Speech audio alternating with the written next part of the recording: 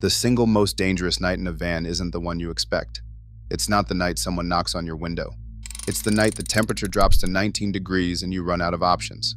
Every year, people living in vehicles die from cold exposure, carbon monoxide poisoning, and fires started by heating solutions that seemed perfectly reasonable at the time. But across this country, thousands of people living in vans, cars, and RVs have figured out how to stay warm and powered through brutal winters, using methods that cost almost nothing. The scale of vehicle homelessness in America. According to the federal government's own count from January 2025, roughly 745,000 people were experiencing homelessness on a single night in America. But that number undercounts one of the fastest growing groups within that population, people living full-time in vehicles. In Silicon Valley, home to Apple and Google and some of the most expensive real estate on the planet, the number of people living in cars, vans, and RVs more than doubled after the pandemic. In Los Angeles, city surveys found entire neighborhoods of vehicle dwellers parked along the same streets, night after night, organizing their lives inside spaces smaller than most people's walk-in closets. In Seattle, Denver, Phoenix, and Detroit, the same story plays out in different weather, different parking lots, the same math that stopped working. And here's what the coverage almost always gets wrong. The people living in these vehicles are not primarily young nomads with Instagram accounts and roof racks full of kayaks. They are nurses who got sick and couldn't cover rent during recovery. They are veterans whose transition back to civilian life came apart faster than anyone expected. They are mothers, like Tasha Williams in Detroit, who made an impossible calculation between keeping her children fed and keeping a roof over their heads, and chose fed. The vehicle became the roof. For those people, heat and power are not comfort issues, they are survival issues. And the ingenuity that has developed around solving them, quietly, without headlines, inside parking lots and on the back rows of church lots across this country, is something worth paying attention to. Why heat and power are life or death problems. Before we get into the solutions, let's be honest about what kills people in this situation. Because this is not a section you skip. Cold exposure is the obvious one. When the outside temperature drops below freezing, the interior of an uninsulated metal vehicle follows within an hour or two. Hypothermia does not announce itself. It starts as drowsiness, which is genuinely cruel, because the most dangerous thing that happens to a freezing person is that they stop fighting it and go to sleep. Carbon monoxide is the quiet one. It has no smell, it has no color, it does not warn you. Every year, people die in vehicles from carbon monoxide produced by generators, propane heaters used without ventilation, and charcoal burned inside enclosed spaces. Every single one of those deaths was preventable. Fire is the fast one. A wooden sleeping platform, a foam mattress, a tarp, and a malfunctioning heat source can turn a van into an unescapable fire in under 3 minutes. 3 minutes. With all of that said, here is how people survive it. Way number 1, thermal mass sleeping setups. The most powerful heating tool most people sleeping in vehicles already own is their own body. The problem is not that the body stops generating heat. The problem is that most sleeping setups bleed that heat directly into the metal walls and the cold air instead of trapping it close. People who have spent multiple winters in vehicles figure out fast that the sleeping system is everything. A quality sleeping bag rated to 0 degrees combined with a reflective emergency bivvy that you slip the whole sleeping bag inside of creates a closed thermal environment that bounces your own radiated body heat back towards you. You stop being a person trying to heat a metal box and start being a person maintaining a small, warm pocket of air around your own body. The setup costs almost nothing when sourced correctly. Military surplus stores sell cold weather sleeping bags for between $20 and $40. Emergency bivvies cost under $15 and fold down to the size of a paperback book. A closed cell foam sleeping pad underneath you, salvaged from a camping gear dumpster or donated through mutual aid networks, cuts ground cold, or in this case, floor cold, dramatically. One man in Portland who had lived in a cargo van for 2 winters described his setup as a sleeping pod. Bag inside bivvy, pad underneath, wool blanket liner added on the coldest nights. He said he stopped feeling cold during the night entirely. He said the hardest part was getting out in the morning, which honestly, same. Way number 2, reflective insulation and window covers. A vehicle loses the majority of its heat through the windows. Glass is a terrible insulator. On a cold night, those windows are basically holes in your warmth strategy. The solution that has spread through vehicle-dwelling communities across the country is window plugs made from Reflectix, which is a double-bubble reflective insulation that comes in rolls and costs about $25 at any hardware store. You cut pieces to fit each window exactly, press them in place, and in about 45 minutes you have transformed the thermal performance of the entire vehicle. The people who have been doing this longest take it further. They add a layer of foam board insulation behind the Reflectix for extra dead airspace. They cover the cargo area walls and ceiling with the same material. One woman in Seattle lined the entire interior of her Chevy Express van with salvaged foam board she pulled from a renovation dumpster behind a construction site and spent a total of $18 on the additional supplies to finish the job. She said the difference between the first winter before the insulation and the second winter after it was like living in a different vehicle. The same van, the same parking lot, $30 and a Saturday afternoon of work, separating two entirely different survival experiences. Way number 3, free solar from damaged panels. This is the one that surprises people most, so stay with me here. Solar installation companies across the country replace panels constantly. Storm damage, warranty upgrades, system redesigns, a homeowner who decides they want the newer model. When a panel gets pulled from a roof, if it has any visible damage at all, a cracked outer frame, a broken junction box, reduced output from a bad cell, the company cannot reinstall it on a customer's roof. So they stack it behind the warehouse and eventually pay to have it hauled away. A panel running at 60% of its original capacity is worthless to a company guaranteeing customers full output, but 60% of a 300-watt panel is still 180 watts. 180 watts will charge a battery bank, run LED lights through the night, keep a phone charged, run a small fan in summer, and power a 12-volt heating pad in winter. Tasha Williams in Detroit worked 10 days of unpaid labor on a solar installation crew and walked away with 2 fully functional panels, a used charge controller, and enough knowledge to wire the whole system herself. That trade cost her 10 days. The panels would have cost her over $1,000 new. The approach works everywhere. Call solar installation companies in your area and ask directly if they have damaged panels they are planning to dispose of. 2 out of 3 will say yes. The ones who say no will usually refer you to someone who will say yes. The charge controller, which is the device that regulates power between the panels and the battery, runs about $35 ordered online. That is the only part you cannot scavenge easily, and it is the only part that is genuinely not optional. Way number 4, scavenged battery banks. A battery bank is what turns intermittent solar into usable stored power. And battery banks, it turns out, are everywhere once you start looking for them in the right places. Auto salvage yards sell used car batteries for $15 to $20 each.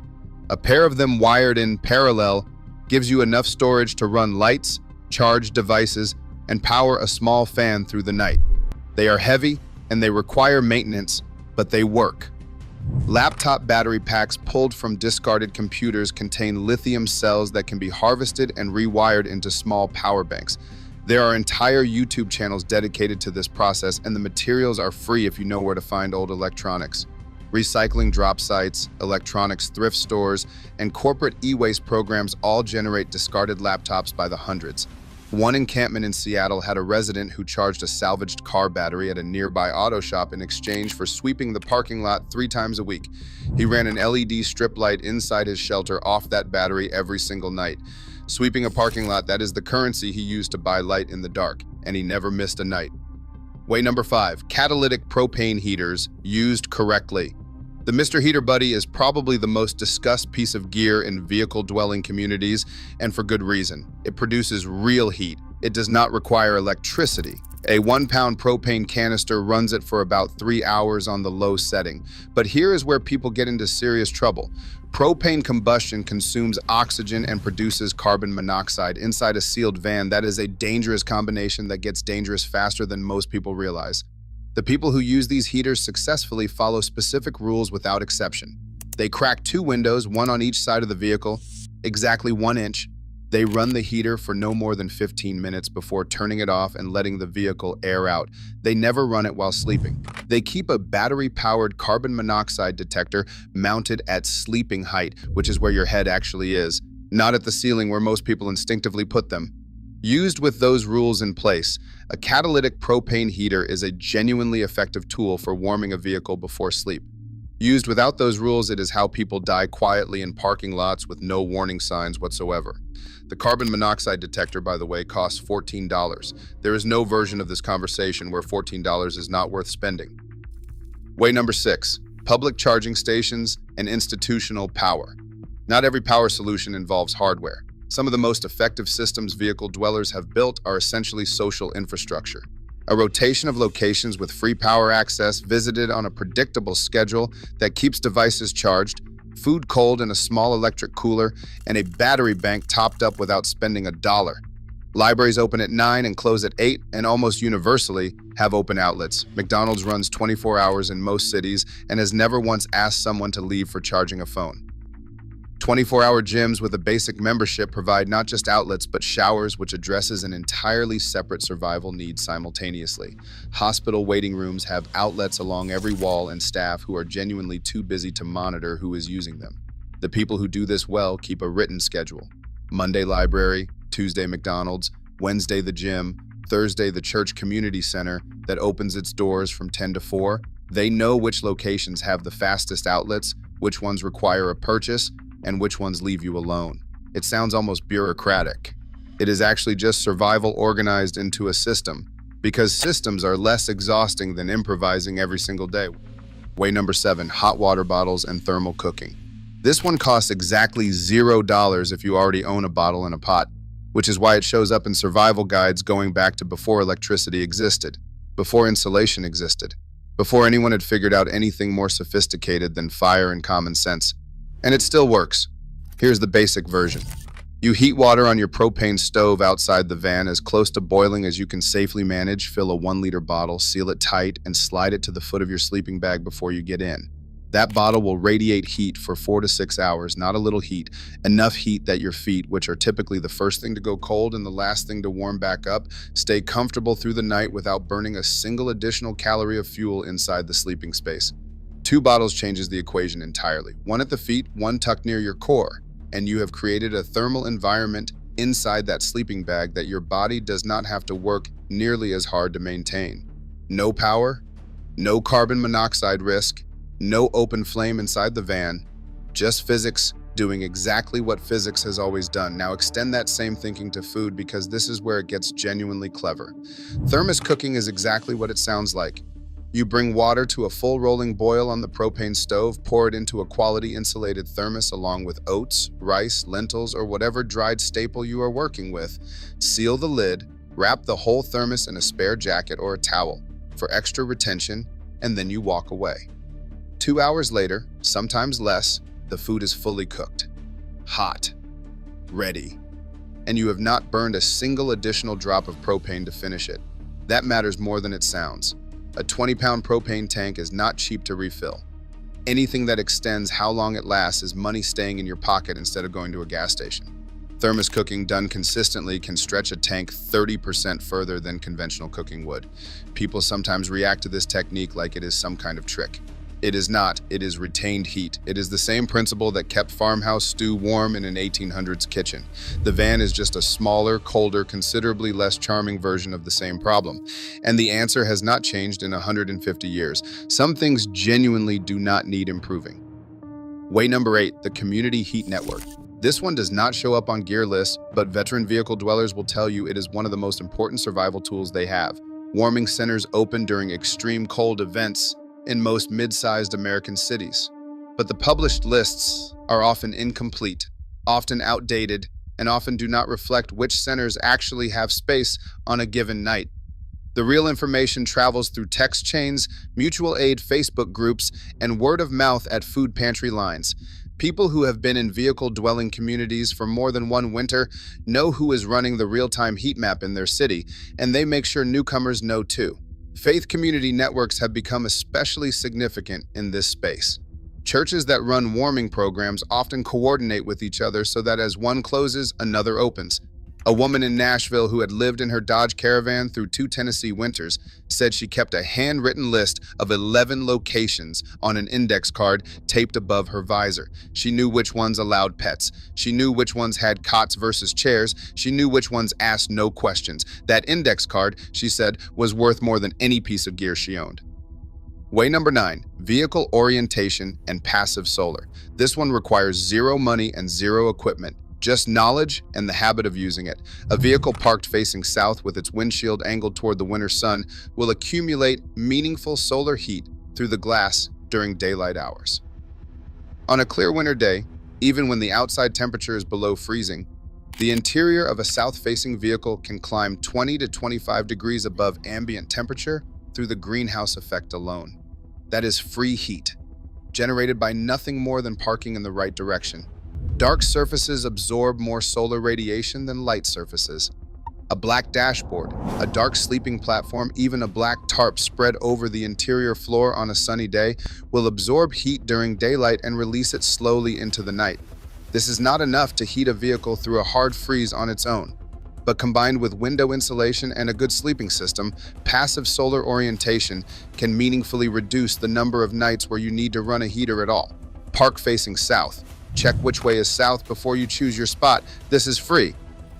Way number 10, generator access without owning one. Generators are loud, they require fuel, and a new one costs between $300 and $800. Most people living in vehicles cannot afford that, but generators exist in communities in more places than most people realize, and access to one does not require ownership. Tool lending libraries, which exist in cities including Seattle, Oakland, Portland, and Detroit, loan generators the same way a public library loans books. A library card and a deposit is all it takes. Faith communities with community halls frequently own generators for emergency power during worship events and often make them available to members or to anyone who asks with a genuine need. In established vehicle-dwelling encampments, generator sharing arrangements emerge organically. One person owns the generator, several others contribute toward fuel costs, and a rotation schedule determines who gets power access on which nights. The Veterans Community Project in Kansas City, whose tiny home village has helped transition hundreds of veterans off the streets, built its entire power infrastructure around shared resources and community systems rather than individual ownership. The principle scales down to a parking lot full of vans just as naturally as it scales up to a planned village. Now the 5 costly mistakes. Because knowing what works only gets you halfway there if you do not also know what kills you. Mistake number 1, running a gas generator inside or directly adjacent to the van. This one is so common and so lethal that it deserves to be said as plainly as possible. A gas generator running inside a van, in a van's doorway, or parked directly under an open window will pump carbon monoxide into the living space fast enough to kill an adult before they fully wake up from sleep. This has happened. It continues to happen. Generators run outside at a minimum of 10 feet from any opening period. No exceptions for rain, for cold, for inconvenience.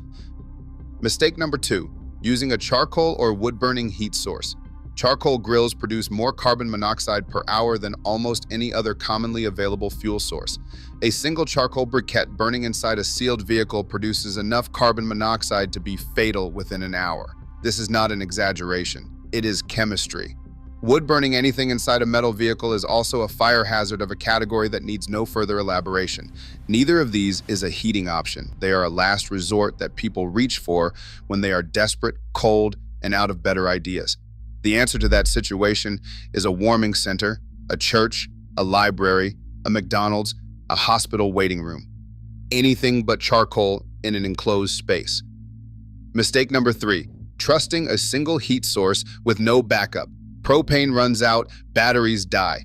Solar does not work during 3 consecutive cloudy days in January, which is exactly the kind of weather that makes heat the most critical. People who have survived multiple winters in vehicles are almost universally the people who have a primary system, a secondary system, and a social network that functions as a third. The single point of failure approach works fine until the one night it does not, and that is the night that matters most. Mistake number 4, ignoring condensation and moisture buildup. Every breath you exhale inside a sealed vehicle adds moisture to the air. That moisture condenses on cold metal surfaces, soaks into sleeping materials, creates mold within weeks, and eventually makes the interior of the vehicle genuinely unlivable in ways that are slower and less dramatic than carbon monoxide poisoning, but just as effective at destroying your ability to shelter there. The solution is ventilation. Crack a window during sleep. Use a vapor barrier between insulation and metal walls. Dry out sleeping materials during daylight whenever possible. Moisture is the slow disaster that people do not notice until it is already a serious problem. Mistake number 5, leaving lithium batteries in freezing temperatures overnight. Lithium batteries, including the batteries in phones, laptops, and lithium-based battery banks, suffer permanent capacity damage when they are stored at freezing temperatures for extended periods. A battery bank left in a van at 15 degrees overnight will lose a measurable percentage of its total capacity permanently every time it happens. The fix is simple. Bring your batteries into your sleeping system at night. Keep them in the warm zone near your body. A battery bank tucked into a sleeping bag maintains its capacity indefinitely. Left on the floor of a freezing van for a winter, it becomes a fraction of what it was by spring. And buying a replacement battery bank when you are living in a vehicle is not a small expense. There are 745,000 people in this country without stable housing tonight. Some of them are in shelters, some of them are in tent encampments, and a growing number of them are in vehicles, in parking lots, on church backlots, and on the edges of cities, quietly engineering solutions to problems that should not exist in the wealthiest country on earth. What strikes you if you spend any time paying attention to these communities is not the desperation, it is the competence. The south-facing parking spot, the index card with 11 warming centers written in ballpoint pen above the visor, the borrowed angle grinder and the salvaged solar panel, and the librarian who never once asked why someone needed to watch a wiring tutorial for the 4th time in a row. These are not people who gave up, these are people who ran out of conventional options and then kept going anyway. If this video gave you something useful, hit subscribe. Every week, we cover the stories happening at the ground level of this country's housing crisis, the ones that don't make the news until they're impossible to ignore. The next video is already on screen. Click it. I'll see you there.